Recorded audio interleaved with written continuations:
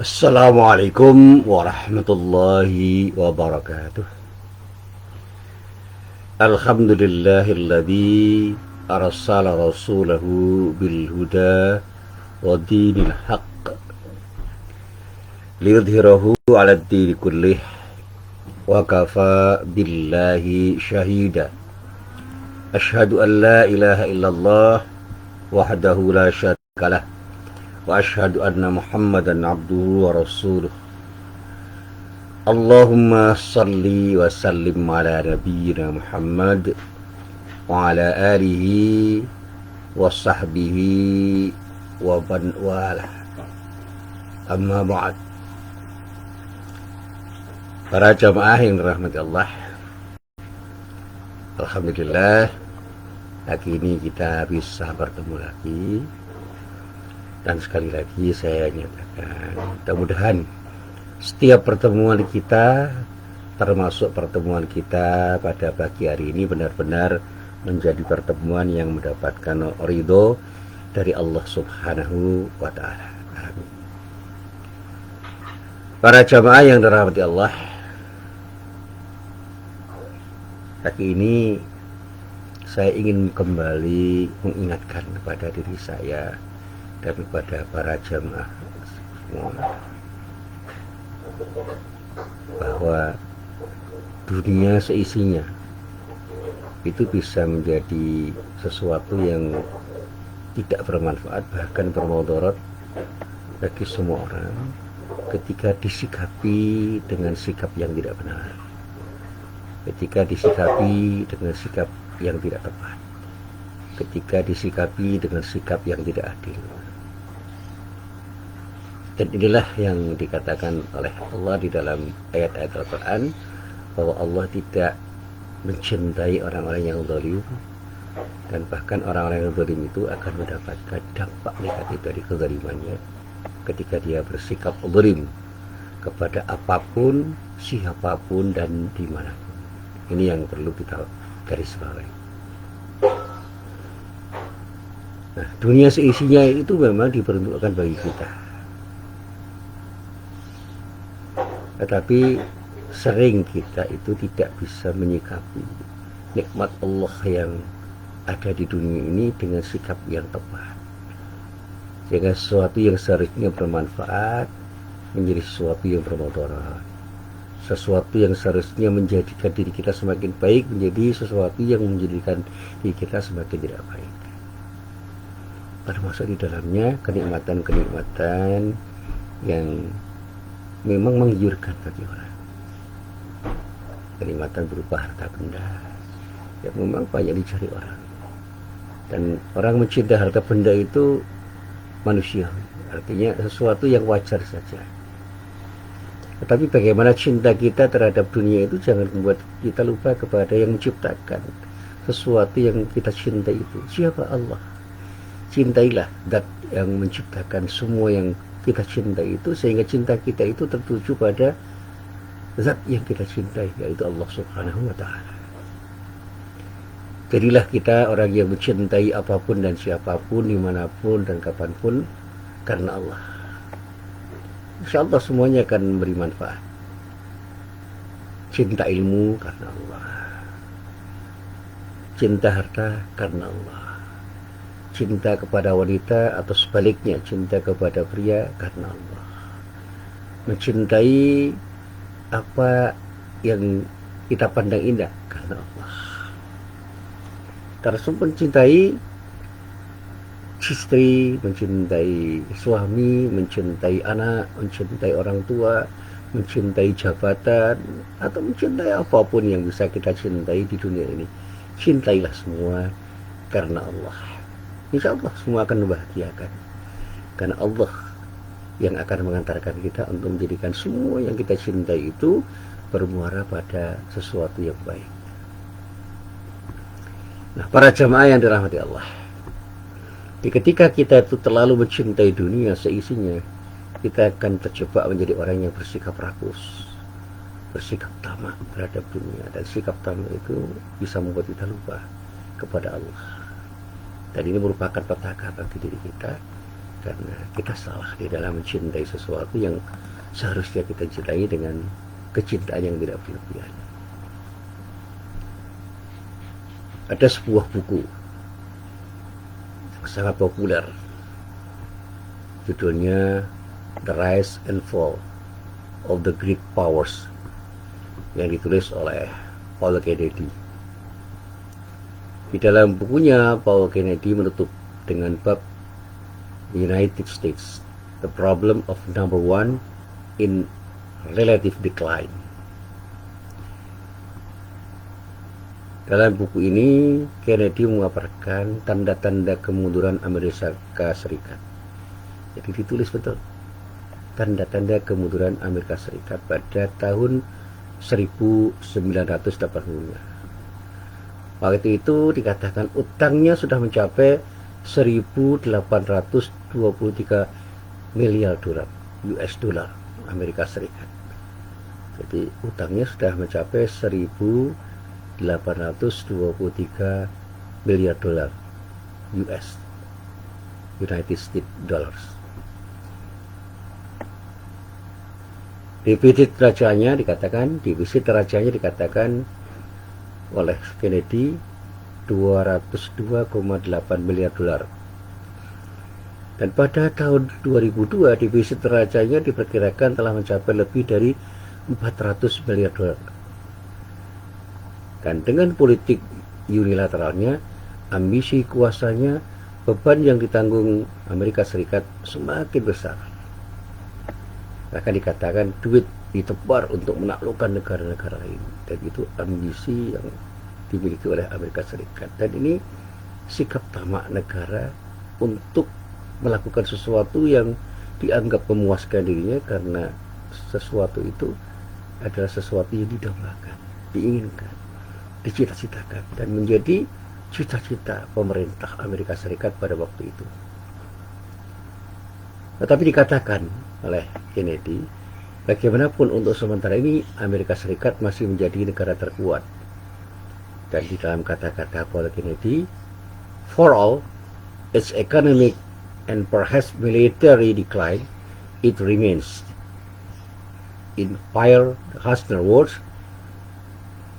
the decisive actor in every type of balance of issue, because it has so much power for good or evil. Jadi ada pandangan yang masih baik dari Kennedy bahwa untuk sementara ini Amerika Serikat masih menjadi negara terkuat. Tentu saja pada saat Kennedy menulis pada waktu itu.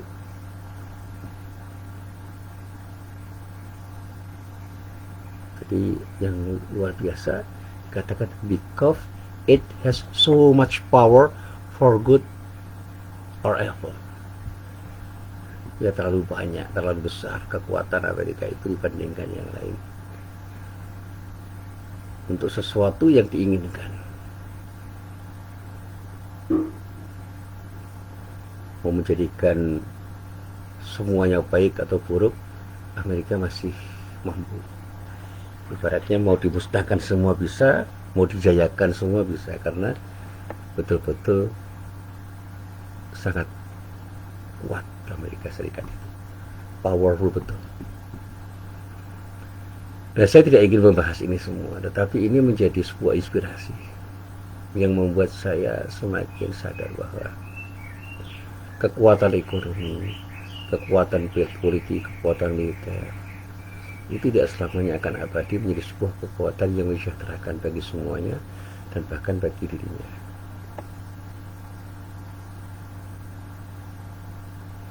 Pada suatu saat ketika orang itu sudah tamak, dia tidak tahu diri dan bahkan lupa diri, untuk kemudian dia bisa terpuruk sebagai akibat dari kesombongannya dan ketamakannya itu. Dan itu tidak mungkin akan terjadi pada negara-negara besar seperti Amerika Serikat. Nah, sekarang ada negara kuat yang lain seperti China. Tentu saja China itu sekarang powerful dan sanggup mengendalikan negara-negara yang dikuasai. Dan saya tidak tahu, karena saya tidak membaca tentang itu. Tapi kata orang, Cina sudah menguasai beberapa negara dan bahkan mengendalikan negara-negara yang dikuasai itu, antara lain dengan utangnya.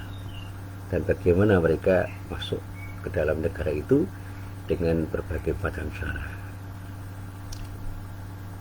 Mereka mungkin sekarang belum masuk secara militer, tetapi secara politik dan ekonomi mereka masuk dan bahkan menguasai berbagai macam hal terkait dengan kepentingan-kepentingan mereka di belahan dunia manapun. Katanya di Afrika, China sudah menguasai beberapa negara. Di Asia, katanya sudah juga menguasai beberapa negara. Tapi kita perlu diskusi dan membaca banyak hal ini, karena betapapun Amerika juga tidak tinggal diam. Dan negara-negara besar di Eropa Barat dan juga di Eropa Timur pun menggeliat. Dan saya tidak akan membahas ini karena ini persoalan politik yang tidak mudah untuk dipahami, dan apalagi dikatakan di dalam pengajian seperti ini. Saya ingin mengutip apa yang dinyatakan oleh Rasulullah Nabi Muhammad SAW yang menunjukkan sebuah rumus kehancuran peradaban di dalam satu sabda beliau yang pernah saya renungkan. Satu saat Rasulullah itu menyatakan, yushikul umamu an tada'a alaikum kama tada'al akalatu ila qas'atiha. Hampir saja bangsa-bangsa itu berkumpul menyerang kalian sebagaimana mereka berkumpul untuk menyantap makanan di sebuah nampan. Waqala qail, ada seorang sahabat itu yang bertanya dengan pertanyaan kritis. Wa min qillatin nahnu yauma idzin, ya Rasulullah, apakah karena sedikitnya jumlah kami pada saat itu sehingga kita menjadi bagian dari bangsa yang dikuasai oleh bangsa lain, yang diumpamakan oleh Rasulullah disantap seperti orang menyantap makanan di nampan. Qala, Rasulullah menjawab, bal antum yawma idzin katsirun walakinnakum ghusaa'un ka ghusaa'is sayl. Ya, tentu saja tidak, kata Rasulullah. Bahkan pada saat itu jumlah kalian banyak, tetapi kalian seperti buih di atas lautan. Walan za'annallahu min suduri aduwikum al-mahabata minkum. Yang ditegaskan Rasulullah, walan za'annallahu min suduri aduwikum al-mahabata minkum. Sungguh Allah benar-benar akan mencabut rasa takut pada hati musuh kalian, dan sungguh Allah benar-benar dikatakan akan menguncamkan pada hati kalian dengan pernyataan walayaqdiqannallahu fi qulubikum. Apa yang kemudian dikatakan Rasulullah? Al-wahna, rasa wahan.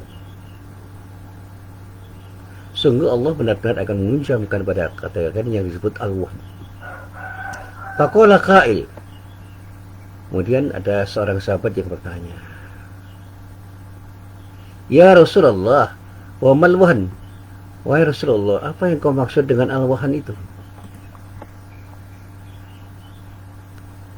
Qala, Rasulullah menjawab, hubbud dunya wa karahiyatul maut. Cinta dunia dan takut mati. Sederhana, tetapi kalau kita renungkan tidak sederhana. Sekarang ada virus yang namanya virus wahn. Hubbud dunya wa karahiyatul maut, cinta dunia dan takut mati. Karena saking cintanya pada dunia, dia takut mati, karena matian itu berarti meninggalkan sesuatu yang dia cintai. Mendengar kata mati aja takutnya luar biasa, padahal takut tidak takut orang akan mati.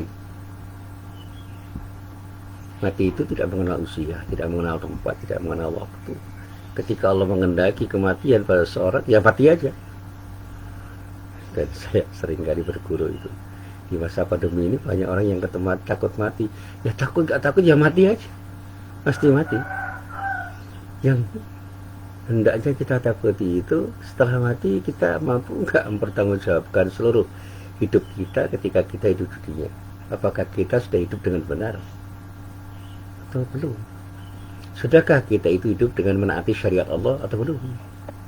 Sudahkah kita hidup dengan misi hidup kita dalam rangka untuk beribadah kepada Allah atau belum? Mestinya begitu. Kalau orang itu sudah mengisi hidupnya dengan ibadah kepada Allah dan sungguh dia itu sudah betul-betul mengisi hidup dengan cara yang benar sesuai dengan syariat Allah, yang nggak perlu takut. Hidup mati itu urusan Allah kok. Apalagi ketika kita bicara tentang harta yang kemudian terkait dengan kematian, nggak perlu merasakan harta yang kita miliki, karena itu bukan milik kita. Harta itu titipan Allah yang seharusnya kita gunakan dalam rangka untuk beribadah kepada Allah. Dan harta yang akan mengikuti kita itu bukan harta yang kita simpan di almari atau simpan di dompet atau kita simpan di bank, tetapi harta yang kita sedekahkan karena Allah dan untuk mendapatkan ridha Allah. Kalau kita punya harta, sedekahkan karena Allah dan untuk mencari ridha Allah. Itu yang akan mengiringi kita sampai nanti kita mempertanggungjawabkan semuanya kepada Allah Subhanahu wa taala. Dan itulah harta yang akan membahagiakan, karena kita tidak pernah merasa memiliki. Apapun harta yang kita miliki itu adalah titipan Allah, itu amanah Allah yang harus kita gunakan dalam rangka untuk beribadah kepada Allah. Enak. Punya uang 10.000, sedekahkan. 1.000, bahkan 2.000, sedekahkan. 3.000 misalnya. Yang kata Rasulullah, sepertiga itu sudah banyak. Sedekahkan untuk siapapun yang memerlukan. Sisanya kita gunakan untuk mencukupi kebutuhan hidup kita, karena kita hidup itu kalau sudah cukup ya sudah, nggak usah berkelimang harta. Untuk apa berkelimang harta? Apalagi kita simpan di almari, disimpan di dompet, disimpan dimanapun, termasuk disimpan di bank, dibelikan emas. Nah, untuk apa? Investasi emas, ya betul, itu untuk masa depan kita, untuk simpanan kita. Tapi untuk apa kita menyimpannya? Untuk membanggakan diri bahwa kita punya simpanan yang banyak, atau kita merasa nyaman dengan simpanan itu.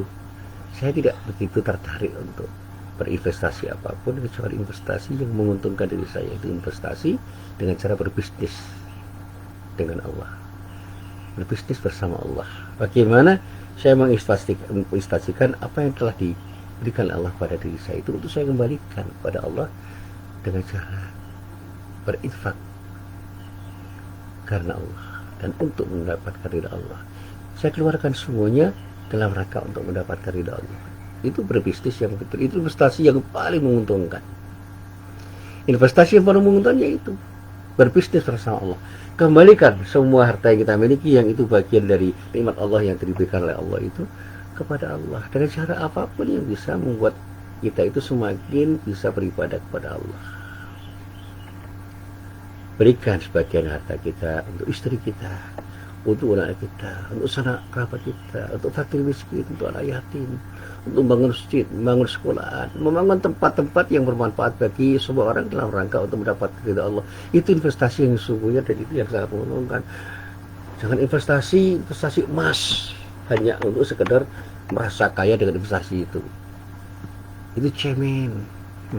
Itu sesuatu yang kurang tepat. Bukan haram, tidak haram. Baik-baik saja investasi emas, kemudian dianggap lebih menguntungkan dari investasi apapun, silakan. Investasi tanah, monggo.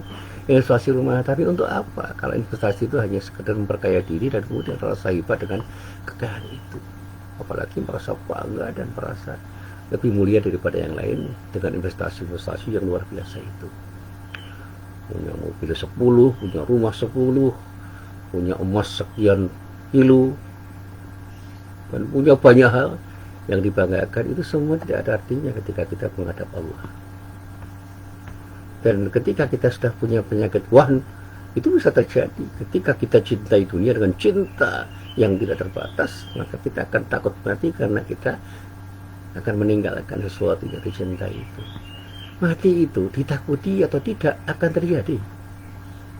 Dunia seisinya itu hanyalah sesuatu yang bisa membuat kita itu bahagia ketika kita sikapi dengan benar. Cintailah dunia untuk mendapatkan ridha Allah, itu yang benar. Jangan cinta dunia karena dunia, maka kita akan lupa pada zat yang menciptakan dunia seisinya itu, yaitu Allah. Nah, para jamaah yang dirahmati Allah, umat Islam itu digambarkan oleh Rasulullah sallallahu alaihi wasallam pada hadis ini, ketika umat Islam itu jumlahnya banyak, menjadi mayoritas dalam arti jumlah, dalam arti kuantitatif, bukan kualitatif ya. Saya pernah belajar bersama Pak Ikhlasul Amal, bersama Pak Muhtar Mas'ud, dan bersama Pak Amin Rais, bersama Pak Nurholis Majid. Saya pernah berguru pada beliau-beliau itu, dan guru saya yang paling saya ingat itu adalah Profesor Kunto Wijoyo. Orang pintar, bersikap rendah hati, dan bijak.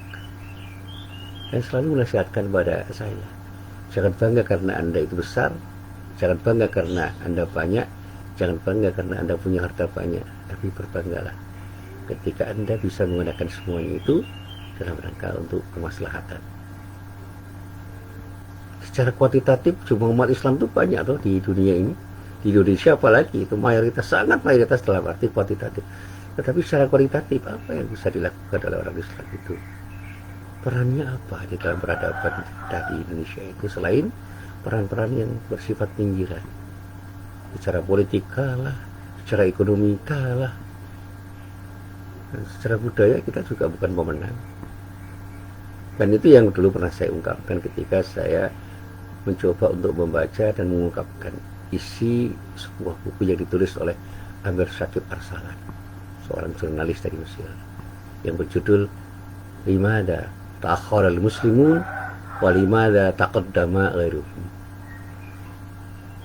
Kenapa orang Islam itu tertinggal, dan kenapa orang-orang lain itu leading, memimpin, menguasai, powerful? Kita ini sekarang kan powerless, sementara orang lain powerful. Gimana? Karena apa? Jawabnya sederhana kok kalau kita simpulkan. Karena kita jauhi Al-Quran, kita jauhi Allah, kita jauhi sesuatu yang seharusnya kita dekati. Sementara mereka mendekati sesuatu yang seharusnya mereka dekati dan menjauhi sesuatu yang seharusnya mereka jauhi. Mereka punya etos kerja yang sangat bagus, selaras dengan etos kerja yang ditawarkan oleh Allah dan Rasulnya. Meskipun mereka mungkin tidak pernah membaca Quran, mereka tidak pernah membaca sunnah Rasulullah, tetapi apa yang mereka lakukan itu adalah sesuatu yang selaras dengan prinsip-prinsip etos kerja yang ditawarkan oleh Islam. Mereka punya cara kerja yang sangat bagus. Mereka adalah para pekerja keras, mereka adalah para pekerja cerdas, mereka adalah pekerja yang mengerjakan pekerjaannya secara tuntas, dan mereka mencintai pekerjaannya. Nah, kalau kita ini kerja dengan prinsip kerja keras, kerja cerdas, kerja tuntas, dan kemudian ditambah kerja ikhlas, kita akan mencintai pekerjaan kita dan akan mencoba untuk meraih sesuatu yang terbaik dengan pekerjaan kita. Saya mengatakan seperti ini sambil menangis, karena apa? Saya sudah terjebak juga dengan sesuatu yang dikatakan oleh Amir Syakib Arsalan.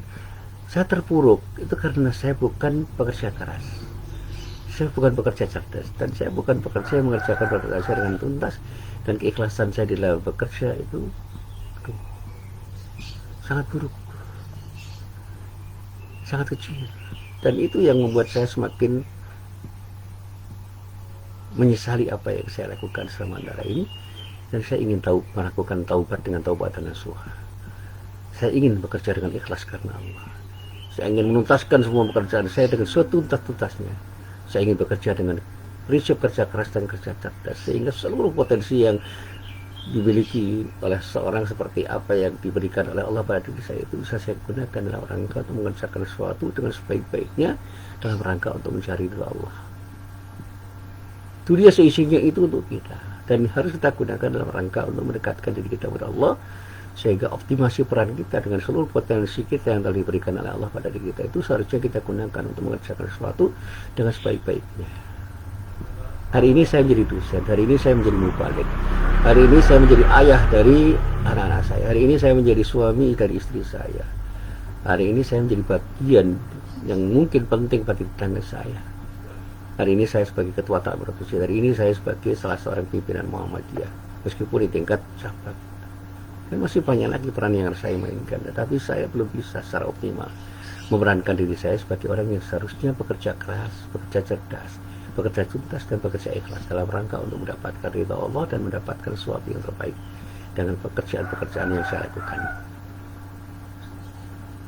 Saya menyesal bukan hanya untuk menangis, tapi saya ingin berubah dengan seluruh kemampuan saya untuk berbuat sesuatu lebih baik daripada apa yang saya lakukan hari-hari kemarin, untuk menyongsong hari esok yang mungkin saja hari ini saya akan dicabut nyawa saya Allah, mungkin saja besok, mungkin saja esok lusa, mungkin saja bulan depan, mungkin saja tahun depan, atau kapan saja, saya nggak pernah tahu. Tetapi sehari, bahkan sedetik atau sekejap sebelum saya mati, saya harus berbuat sesuatu yang terbaik karena Allah dan untuk mendapatkan ridha Allah. Ini yang selalu terbersit di dalam benak saya. Setiap subuh saya berikan pengajian dan saya niatkan semua itu karena Allah dan untuk mendapatkan ridha Allah. Saya tidak akan peduli apakah pengajian saya itu disimak orang, didengar orang, diperhatikan orang, apalagi ketika ditanya apakah ada orang yang mengapresiasi, menghargai, menghormati, dan memuji apa yang saya lakukan. Saya nggak peduli, bukan itu yang saya cari. Dan itu yang selalu saya sampaikan pada diri saya sendiri. Dan banyak orang yang tidak paham bahkan mencela apa yang saya lakukan ini. Dan bahkan saya seringkali dikritik dengan berbagai macam kritik yang menggambarkan bahwa mereka tidak paham terhadap apa yang saya lakukan dan saya katakan. Iyalah, mereka memberikan kritik dengan kritik semacam apapun, bahkan tidak hanya kritik, celaan, hinaan, sampai pelecehan, hujatan, bullying yang mereka lakukan, itu saya jadikan sebagai bumbu untuk semakin membuat saya ingin berbuat sesuatu yang terbaik karena dan untuk Allah. Dan saya katakan ini bukan karena aku, bukan karena saya itu punya keinginan untuk dipuji orang. Sekali lagi, naudzubillah min dzalik. Saya katakan aku itu dalam rangka untuk membuat saya itu nyaman karena saya tidak menyinggung siapapun. Saya tidak pernah mengatakan kamu, mengatakan dia atau mereka, karena saya tidak ingin menyakiti hati orang lain dengan kata-kata saya. Untuk sesuatu yang sangat sensitif saya katakan saya, aku, supaya tidak ada yang tersinggung. Tetapi untuk kata-kata yang indah saya katakan kamu, mereka, dia, dan siapapun yang bisa saya katakan. Dan ini keyakinan saya yang saya tumbuhkan dalam diri saya. Apapun kata orang tentang diri saya dengan apa yang saya lakukan, saya ucapkan terima kasih. Tetapi jangan paksa saya untuk mengikuti apa yang Anda katakan kalau memang menurut saya itu tidak baik dan tidak seharusnya saya katakan dan saya lakukan. Naudzubillah min dzalik. Mudah-mudahan Allah selalu melindungi saya dan menolong saya, mengarahkan saya, dan memberikan kekuatan saya untuk menjadikan diri saya semakin dekat kepada Allah. Para jamaah yang dirahmati Allah, banyaknya umat Islam itu tidak berarti akan menjadikan umat Islam itu akan menjadi khair ummah. Dikatakan oleh Rasulullah pada hadis itu, banyaknya umat Islam itu bisa menjadi sesuatu yang justru membuat orang Islam terpukul dan tidak ingat bahwa dia bisa dikalahkan oleh siapapun. Laksana buih. Sumber kehinaan itu terletak pada sikap hubbud dunia, penyakit tamak terhadap dunia, kebangkitan dan kehinaan umat Islam atau bangsa-bangsa yang mayoritas umat Islam itu bisa terjadi, dan itu sunnatullah. Kalau umat Islam tidak kembali kepada Islam, akan terjangkit penyakit hubbud dunia, dan pada saatnya penyakit hubbud dunia itu akan membuat mereka semakin terpuruk, terus terhinakan. Dan pada saatnya nanti Allah akan musnahkan umat seperti itu dan menggantikannya dengan umat yang lain atau generasi yang lain yang lebih baik yang akan bisa menjadi khair ummah. Para jamaah yang dirahmati Allah, saya masih ingat ketika saya membaca ulang Al-Quran yang terdapat Al-Quran, satu ayat Al-Quran yang terdapat di dalam surat Al-Maidah. Surat Al-Maidah ayatnya ayat 54. Di dalam ayat itu Allah berfirman, A'udzubillahi minasyaitonirrajim. Ya ayyuhalladzina amanu man yartadda minkum an dinihi fasawfa ya'tillahu biqaumin yuhibbuhum wa yuhibbunahu adillatan 'alal mu'minina 'azzatin 'alal kafirin. Dikatakan, ya ayyuhalladzina amanu may yartadda minkum an dini fasawfa ya'tillahu biqaumin yuhibbuhum wa yuhibbunahu adillatin 'alal mu'minin 'izzatin 'alal kafirin. yujahiduna fi sabilillah wa la yakhafuna laumata laim. Dzalika fadlullah yu'ti man yasha wallahu wasi'un alim. Ayat ini tegas kok menekankan arti penting sesuatu yang memang harus dianggap penting oleh orang-orang beriman. Wahai orang-orang yang beriman, siapapun di antara kalian yang murtad dari agamanya, maka kalau Allah akan mendatangkan suatu kaum yang Allah mencintai mereka dan mereka pun mencintainya, yang bersikap lemah lembut terhadap orang-orang yang beriman, yang bersikap keras dalam arti tegas terhadap orang-orang kafir, yang berjihad di jalan Allah, yang tidak takut terhadap celaan orang-orang yang suka mencela. Dan itulah karunia Allah yang diberikan oleh Allah kepada siapapun yang dikehendaki oleh Allah, dan Allah Maha luas pemberiannya lagi Maha mengetahui. Tidak akan kehabisan. Allah itu akan memberikan pada siapapun apapun yang memang layak diberikan oleh Allah pada diri siapapun. Dan Allah Maha tahu siapa yang layak diberikan sesuatu oleh Allah. Nah, para jamaah yang dirahmati Allah, sekali lagi, manusia-manusia yang tamak dunia itu tidak memiliki sikap cinta kepada Allah dan Rasulnya, apalagi mau berjihad di jalan Allah. Mereka hanya mementingkan syahwat dunia, mengejar dunia demi keuntungan dan kesenangan dirinya. Tamak dunia itu bisa menjauhkan manusia dari sikap cinta pengorbanan yang menjadi salah satu asas kebangkitan sebuah bangsa atau peradaban.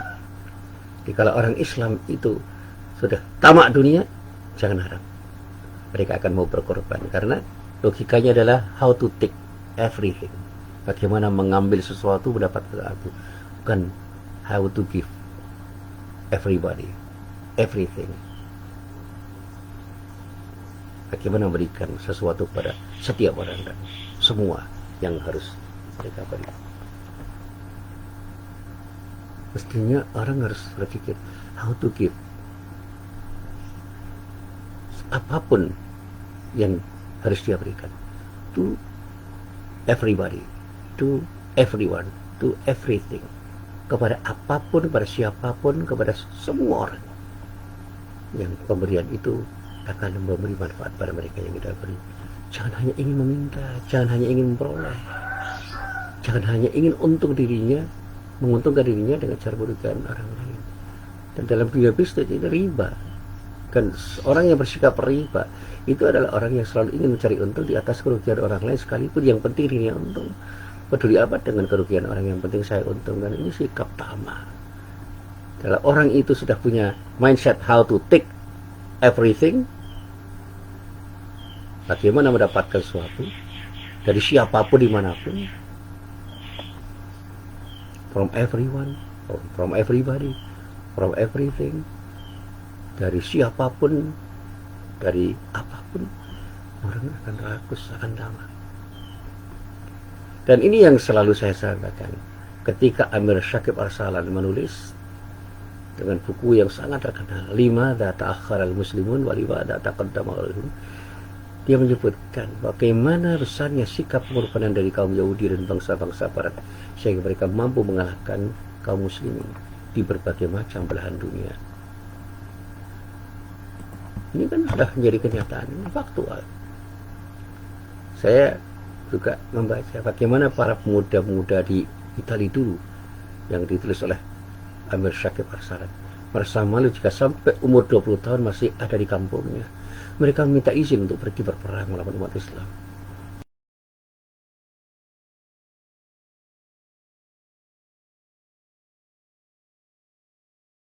Mati demi merebut tanah Palestina pada waktu itu. Dan sekarang orang Yahudi itu adalah bangsa yang berkuasa. Lobby Yahudi itu sangat penting karena di dunia, apalagi ketika kita bicara Amerika. Kan bukan tidak mungkin mereka bermain di seluruh dunia untuk menciptakan tatanan dunia menurut apa yang mereka mau. Lobby Yahudi masih terlalu kuat, dan saya pernah belajar pada orang-orang yang pernah belajar tentang itu, dan mereka menyatakan jangan pernah bicara di dunia ini tanpa ingat lobby Yahudi. Bangsa Yahudi itu mungkin sebagai sebuah bangsa sudah tidak banyak terlihat. Orang hanya melihat Israel, tetapi di balik Israel ada kekuatan besar yang ada di seluruh belahan dunia yang sangat kokoh, powerful, karena mereka punya kuasa, mereka punya uang, mereka punya media, mereka menguasai semua lini kehidupan dan pada akhirnya mereka bisa mengendalikan dunia.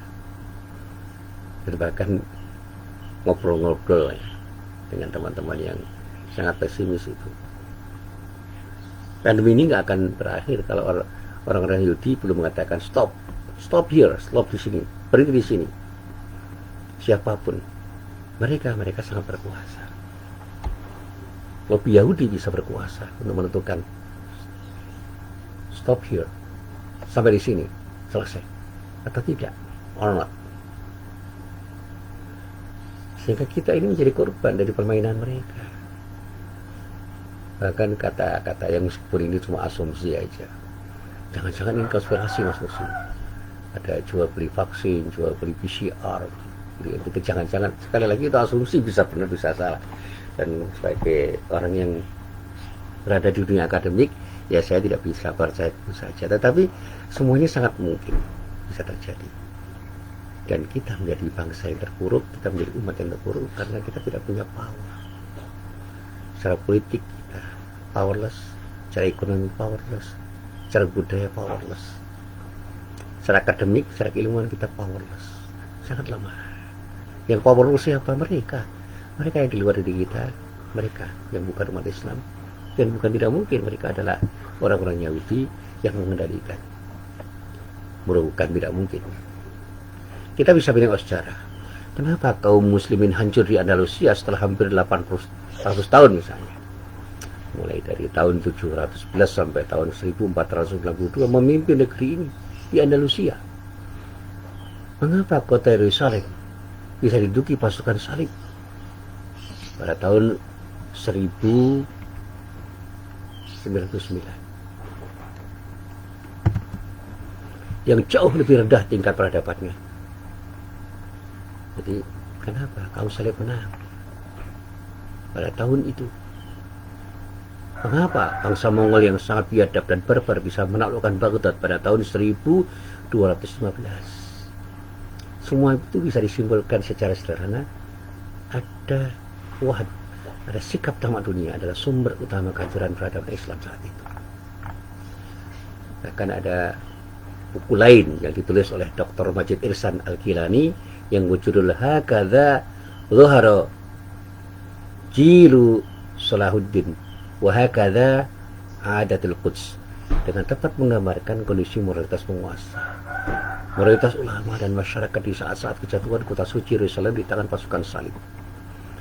Dikatakan oleh beliau, penyakit tamak dunia merajalela tidak hanya di kalangan penguasa, tapi juga di kalangan ulama dan elit bangsa pada waktu itu, mungkin elit muslim. Nah, apakah sekarang sedang terjadi? Wahan itu menjangkiti para pemimpin muslim. Dan naudzubillah min dzalik, apa juga terjadi pada kalangan ulama dan intelektual muslim. Sehingga mereka tidak menjadi orang-orang yang sadar untuk selalu ingat kepada Allah. Mereka biarkan kemungkaran rajalela karena sibuk memikirkan kejayaan dan keuntungan duniawi, keuntungan pribadi, keuntungan kelompok. Jangan-jangan begitu, jangan-jangan, sekali lagi diasumsi atau kekhawatiran saya. Dengan sikap pesimis, jangan-jangan para pemimpin muslim, jangan-jangan para ulamanya, para cendekiawannya itu sudah terjangkiti penyakit wahan. Dan satu lagi, penyakit kronis ketika itu umat Islam terjebak dalam perpecahan antar mazhab yang sangat parah, perpecahan antar kelompok yang sangat parah, dan ini bisa terjadi kapanpun dan dimanapun. Dan ketika kita sudah terpecah karena kelompok kita itu merasa bangga dibandingkan kelompok lain, atau ada kebanggaan kelompok, ta'assub yang luar biasa, bisa jadi kita akan mengalami kehancuran yang sangat. Mereka tidak peduli lagi dengan Islam dan yang sibuk memikirkan kejayaan dirinya dan kelompoknya dengan memakai cara yang sangat tidak beradab, saling mencaci maki satu sama lain, saling merendahkan, tidak bisa menghormati satu sama lain, dan apalagi memuliakan. Alhamdulillah, saya ini ditakdirkan berkumpul dengan banyak orang, termasuk yang berbeda kelompok dengan diri saya. Saya orang Muhammadiyah. Teman-teman saya banyak orang dari kalangan Nahdliyin, dan alhamdulillah mereka bisa menghormati diri saya dan saya bisa menghormati mereka, dan komunikasinya indah. Jangan hanya karena berbeda kelompok, berbeda konsentrasi kita saling membenci. Dan itu saya lakukan sampai sekarang. Saya berkomunikasi dengan mereka. Orang membenci Hizbut Tahrir, saya berteman dengan teman-teman Hizbut Tahrir dan saya sering berdialog dengan mereka.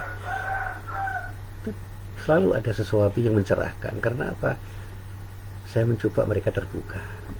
Dan saya menghargai pendapat mereka meskipun saya sering berbeda pendapat.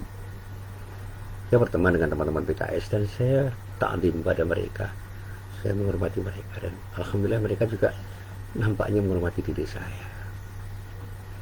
Kalau ada orang-orang yang dikatakan kadrun atau orang-orang yang dinyatakan sebagai kelompok radikal, teman-teman salafi yang sementara ini banyak dikatakan sebagai orang yang tertutup, saya berteman bersahabat dan saya banyak belajar dari mereka untuk menjadikan diri saya semakin mengerti apa yang mereka katakan. Dan insya Allah saya tidak akan pernah memuji mereka sekecil apapun, dan insya Allah dengan cara seperti itu saya banyak belajar dari mereka. Saya bukan bagian dari kelompok mereka, tapi saya bisa belajar. Dan alhamdulillah saya sangat ta'lim, sangat menghormati mereka dengan ilmu mereka, dengan keteguhan mereka, dengan keyakinan mereka, dengan semangat dakwah mereka. Nah, para jamaah yang dirahmati Allah, saya juga masih ingat tokoh Islam Muhammad Nasir. Jauh-jauh sebelum kita ini merdeka, beliau sudah berjuang. Dan beliau pernah mengingatkan bahwa tamak dunia sedang mengancam negara Indonesia. Bahkan dinyatakan kembali secara tegas pada tanggal 17 Agustus tahun 1951. Hanya 6 tahun setelah kemerdekaan Republik Indonesia, Muhammad Nasir menulis sebuah artikel yang berjudul "Jangan berhenti, tangan mendayung, nanti arus membawa hanyut". Jadi ini tulisan yang bisa kita lacak di internet. Jangan berhenti, tangan mendayung, nanti arus membawa hanyut. Melalui artikelnya, Nasir menggambarkan hilangnya budaya cinta pengorbanan pada manusia Indonesia pasca kemerdekaan. Dikatakan oleh beliau, dulu mereka girang, mereka gembira sekalipun hartanya habis, rumahnya terbakar, anaknya meninggal di medan pertempuran. Tetapi kini mereka muram dan kecewa sekalipun telah hidup dalam satu negara merdeka yang mereka inginkan dan cita-citakan sejak berpuluh-puluh dan beratus-ratus tahun lamanya. Semua orang menghitung pengorbanannya dan minta dihargai. Sengaja ditonjol-tonjolkan ke muka apa yang telah dikorbankannya itu dan menuntut supaya dihargai oleh orang lain. Dulu mereka berikan pengorbanan untuk masyarakat dan sekarang dari masyarakat itu pula mereka mengharapkan pembalasannya yang setimpal. Dan sekarang timbul penyakit bakhil, bakhil keringat, bakhil waktu, dan merajalela sifat serakah. Dan orang bekerja tidak sepenuh hati lagi. Orang sudah keberatan memberikan keringatnya sekalipun untuk tugasnya sendiri. Dan bahkan pada tahun 1980-an Nasir juga pernah berpesan kepada para jumlah cendekiawan muslim yang pernah mewawancarinya. Beliau katakan salah satu penyakit bangsa Indonesia termasuk umat Islam adalah berlebihan dalam mencintai dunia. Di negara kita penyakit cinta dunia yang berlebihan itu merupakan gejala yang relatif baru. Tidak kita jumpai pada masa revolusi dan bahkan pada masa Orde Lama sekalipun, kecuali pada sebagian kecil elit masyarakat. Tapi gejala yang baru itu akhir-akhir ini terasa amat pesat perkembangannya sehingga sudah menjadi wabah dalam masyarakat. Jika gejala ini dibiarkan berkembang terus-menerus, bukan saja umat Islam yang akan bisa mengalami kejadian yang menimpa Islam di Spanyol misalnya, tetapi juga bagi bangsa-bangsa yang lain dan juga termasuk bangsa kita pada umumnya akan menghadapi persoalan sosial yang cukup serius. Nah, para jamaah sekalian, yuk kita tinggalkan sikap rakus, sikap tamak dunia. Jangan sampai kita berpikir dapat apa saya ketika saya berbuat sesuatu, tapi berpikirlah apa yang bisa saya berikan ketika saya berbuat sesuatu. Jangan hanya berpikir how to take, tapi berpikirlah how to give. Jangan berpikir hanya untuk mendapatkan, tapi berpikirlah untuk memberi. Rasulullah Nabi Muhammad SAW sudah mengingatkan bahaya tamak dunia itu. Sejarah sudah membuktikan. Dan kini kita bisa menilai apakah bangsa kita, termasuk umat Islam, sedang menuju proses kebangkitan atau sedang menggali kuburnya sendiri karena sikap tamaknya itu. Yuk kita tinggalkan sikap tamak dunia, kita kembali kepada Allah untuk menjadikan dunia seisinya sebagai sesuatu yang akan menjadikan diri kita semakin dekat pada Allah, dan dengan kedekatan kita pada Allah kita akan semakin menjadi orang yang bermanfaat untuk siapapun dimanapun dan kapanpun dengan seluruh potensi yang bisa kita gali dan kembangkan dalam rangka untuk berbuat sesuatu yang betul-betul bermanfaat. Inilah apa yang bisa saya sampaikan, mudah-mudahan bermanfaat. Billahi taufiq wal hidayah. Wassalamualaikum warahmatullahi wabarakatuh.